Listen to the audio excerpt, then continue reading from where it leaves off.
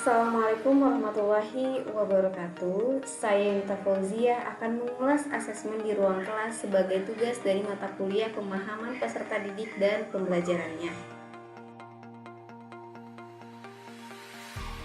Mata pelajarannya adalah Bahasa Indonesia kelas 7 fase D, adapun capaian pembelajarannya tidak dicantumkan di dalam rancangan pembelajaran.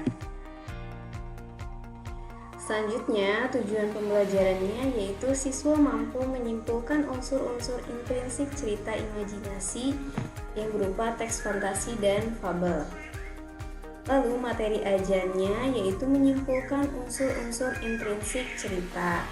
Adapun jenis asesmennya terdapat dua, yang pertama asesmen diagnostik sebelum pembelajaran, yang kedua asesmen formatif yang dilakukan selama pembelajaran berlangsung.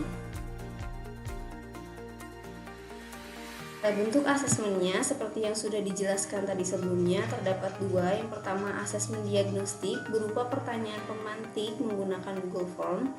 Yang kedua ada asesmen formatif berupa penugasan atau soal dalam LKPD.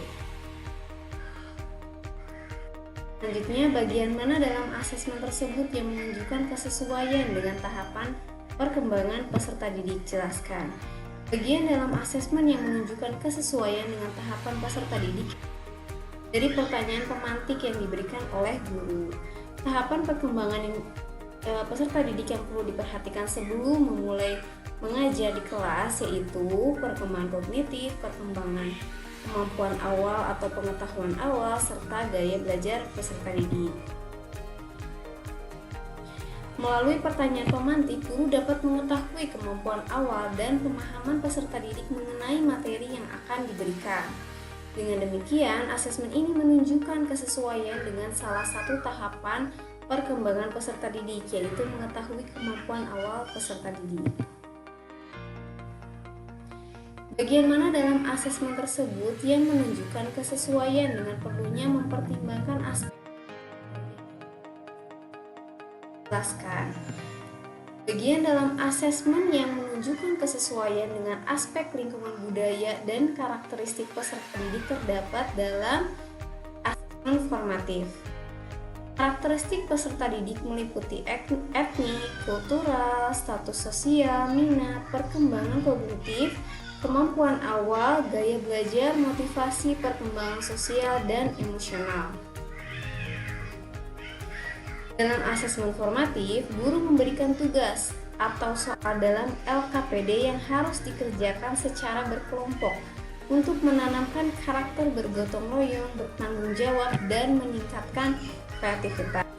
Adapun guru memfasilitasi siswa yang memiliki gaya belajar kinestetik dapat menggunting dan menempel lembar jawaban dalam LKPD. Sementara siswa yang memiliki gaya belajar auditori dan visual diberikan penayangan video, film imajinasi. Dengan demikian, guru sudah mempertimbangkan karakteristik peserta didik dengan memfasilitasi gaya belajar yang dimiliki peserta didik. Selanjutnya, bagian mana dalam asesmen tersebut yang menunjukkan kesesuaian dengan kemampuan peserta didik? Jelaskan. Yang pertama, asesmen diagnostik. Diagnostik yang dilakukan berupa pertanyaan pemantik yang disampaikan melalui Google Form. Melalui pertanyaan pemantik, guru dapat mengukur kemampuan awal dan mengetahui kemampuan perkembangan peserta didik. Awal ini akan menentukan materi yang diberikan oleh guru agar dapat disesuaikan dengan kemampuan peserta didik. Yang kedua, terdapat dalam asesmen formatif. Asesmen formatif yang dilakukan berupa tugas atau soal dalam LKPD. Siswa yang mendapatkan nilai rendah pada saat asesmen awal digabung menjadi kelompok 1 dan kelompok 2. Sementara siswa yang memiliki nilai sedang dan tinggi masuk ke dalam kelompok 3 sampai kelompok 8.